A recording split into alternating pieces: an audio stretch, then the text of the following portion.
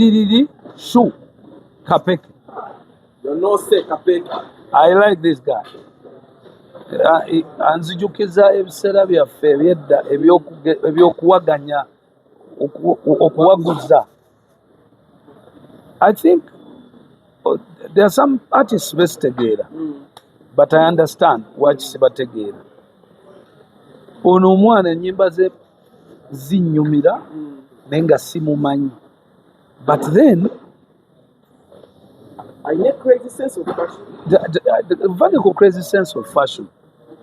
He's elegantly an artist.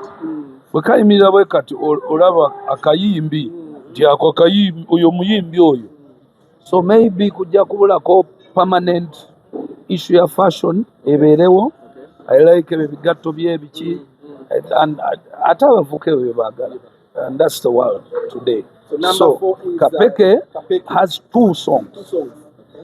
They may sound like they have the same instrumental, but I mean you can get away with it. After all, Alien Skin has shown that you can still use the same sound to get a different song and people appreciate.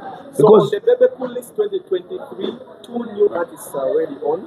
Two new artists and Kapeke. Yes, but Kapeke has 2 songs. 2 songs. Okay. Yes. Got it. Number 5.